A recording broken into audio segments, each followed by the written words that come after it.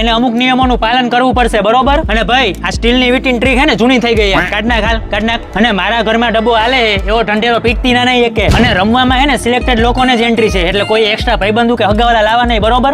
અને તારી આંખો બહુ ફરકે હો, એવા ખોટા ઈશારા કરવા નહીં, બધાને કહી દઉં હું.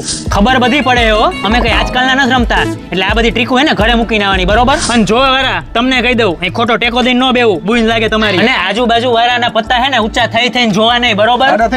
અને ઘરેથી હે ને બધાય છૂટા લઈને આવો, અહીંયા લેતી દેતી કરીને ટાઈમ નહીં બગાડવાનો ખોટો. અને હું આ જગ્યાએ બેહું તો જ બાજી આવે એવી ખોટી ડિમાન્ડ કરવી નહીં જગ્યા બદલવા માટે, બરોબર? અને જીતી ગયા હોય ને એને ઊભા થઈને ઘરે નહીં જવાનું, બરોબર? બધા રમતા હોય ને ત્યાં સુધી રમવું પડશે. આવાની ટેવ હોય ને એને ઘડી ઘડી માવો ચોળવા બેસવું નહીં, અને ગેંડી થૂકીને કોઈ લાલ ન કરતા હો. અને પાણી હે ને રસોડામાં જાતે ઊભું થઈને પી લેવાનું, ખોટું પૂછપૂછ નહીં કરવાનું, બાથરૂમ એ નીચે જ છે. અને જેને મોડું થતું હોય ને જાનુ બાબુના ફોન આવતા હોય ને એમને પોતાના ફોન સાયલેન્ટ કરી દેવા, અહીંયા ખોટું ડિસ્ટર્બન્સ ન કરવું. અને પત્તાના હે ને 60 રૂપિયા થયા તો પેલી 6 બાજીમાંથી 10 રૂપિયા કાઢી